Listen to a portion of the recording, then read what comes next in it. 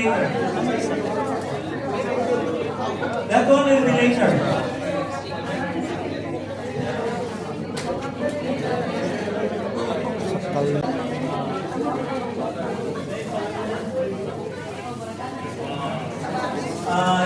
Pictures, please. You'll be that.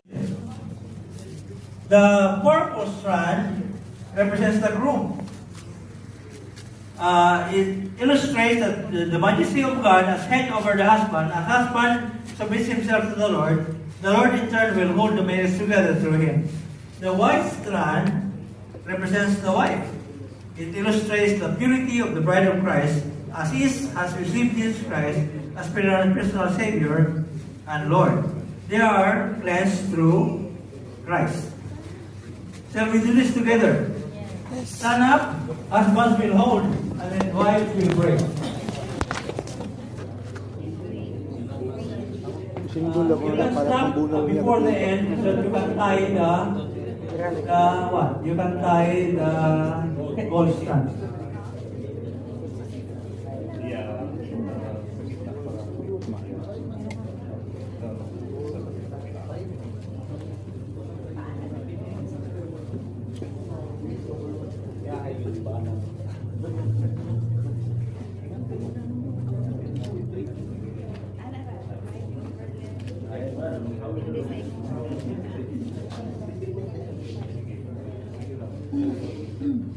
The finished product here.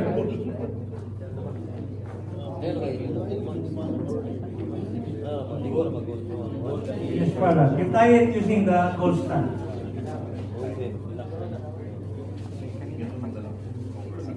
Gold ang iikot. Tumayin na kay tumayin para mahikot pa ni mo ang gold. Gold na ikot. Na, ikot sa statanan. Lock lang.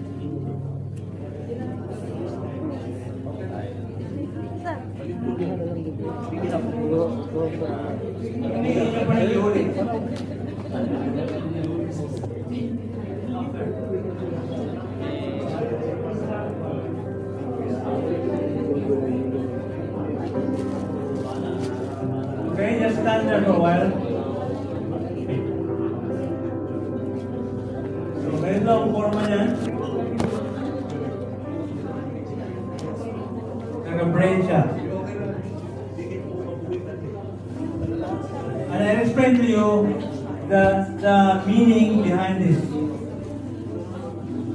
Okay, these three steps together, husband and wife have demonstrated that their marriage is more than a joining of two lives together. It's a unity with God as well. They have chosen to allow God to be at the center of their marriage, woven into every aspect of it. And in Ecclesiastes 4 verse 12, chapter 4 verse 12 reads, though one may be overpowered, two can defend themselves. A cord of three strands is not quickly broken. Today, husbands and wives, you have been woven together by God as one in marriage. Thank you guys.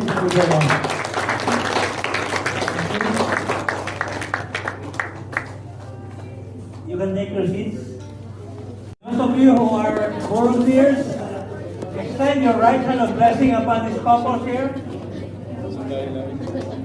Harap kayo, face each other, come on. And let's pray.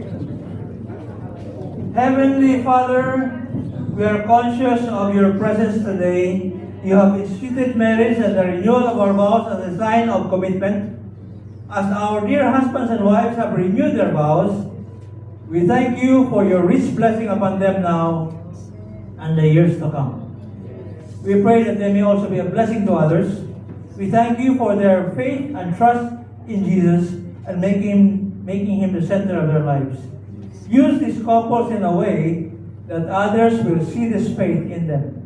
We dedicate these couples to you. May the Lord bless you and keep you and make his face shine on you and be gracious to you. May the Lord lift up his countenance on you and give you peace. In Jesus' name we pray. Amen. Amen.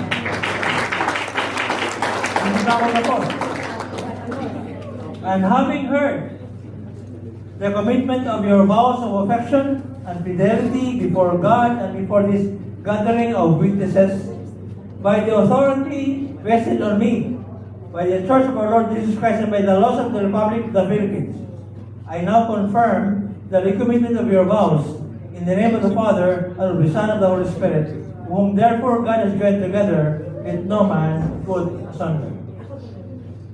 Husbands, you have to do your job here. Well, you may now kiss the wife of your youth. Come on.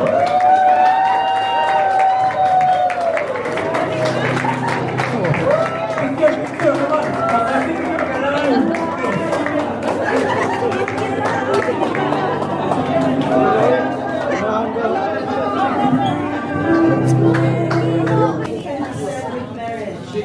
Habang tumatagal, lalo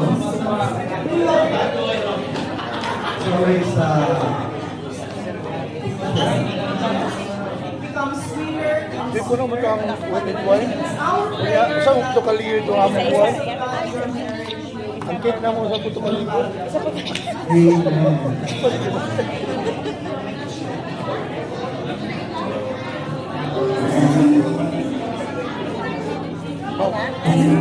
Ito kaliyo ang aming kasalbaw. Ang isip siya tayo. Meaning, dapat ang kami nyoon magpabiling ang is. Na dili pwede makati ang banigas. Kung sa nanguyap pa si husband with holding hands, dapat sa kami nyoon holding hands na ihapon. So that we will know those who already have their glasses and their cake, please stand up. Sa naa. To those who don't have yet, please remain seated para ma-acknowledge mo sa mga Pasi na pa rin sa front. Raise your hand, please. Two wines and cake.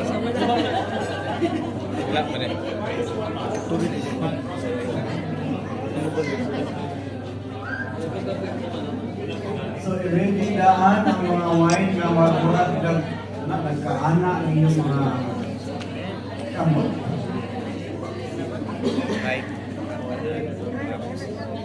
Special set ng baso. Okay, I request all the couples to please stand. Music, please. Kapay luwa ka wine, please, dito sa front.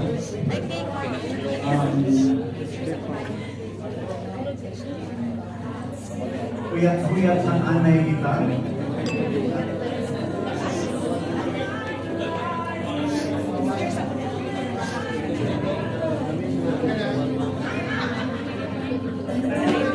Okay, and now, can you hold the cake together? Can you hold the cake and bind side by side together?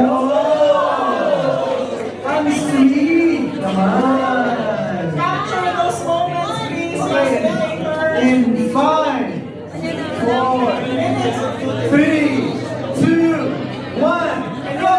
Can you please finish the cake? Finish the cake. Wow! Ang laki ng bite! Uy, pinag-kiss pa! Grabe naman yan, no? Pinigisa ni husband yung cake.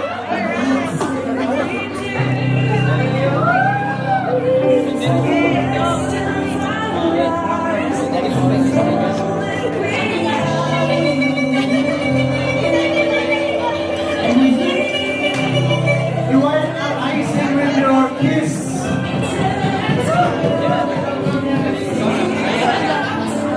Okay, this time, your hands, your arms are intertwined, and then drink the cup of sweetness together. So more years of togetherness. Whoa!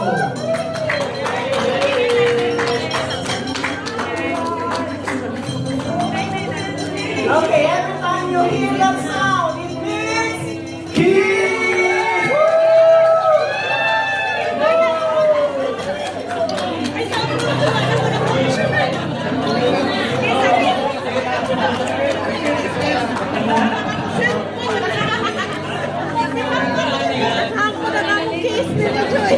okay.